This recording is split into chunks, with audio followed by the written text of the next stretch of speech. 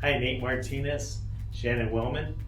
Today in our What If series, it's complicated, right? We work in this crazy real estate world with low inventory, buyers running around, excited, trying to just find that house, and we all know what that's like. So my question kind of comes up, you're working with the buyer.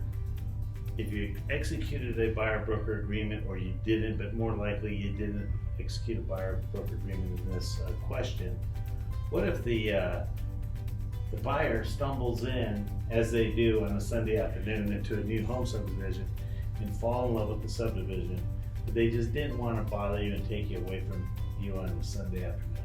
Right.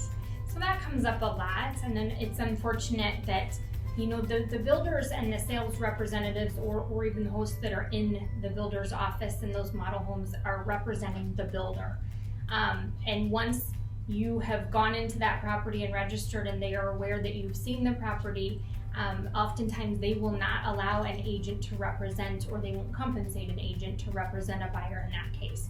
So it's something to have a good conversation with your clients about, to make sure they understand that if they are interested in something like that, to not go in, to call you if they need to set an appointment with you, or just to call you on the fly if necessary, just so that you can set up a time to meet them at that new home construction, because a lot of those builders will not, and the builder's rep is only, we're looking out for the builder's best interests in those cases, so.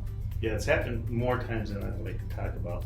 So pro tip is this: best way to avoid that is a buyer-broker agreement.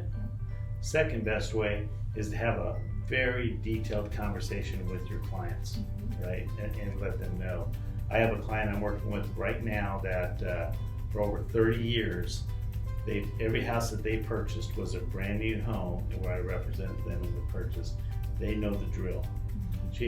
I just got a call from her yesterday, and she said, "Hey Nate, new subdivision at this particular subdivision's coming. I called the phone number and there was a recording. I just hung up because I didn't even want them to know I called." So she's really protecting all of us in this transaction. So just make sure you have that conversation with your client. Don't assume anything. Have a wonderful day, and thank you, Shannon. You're welcome.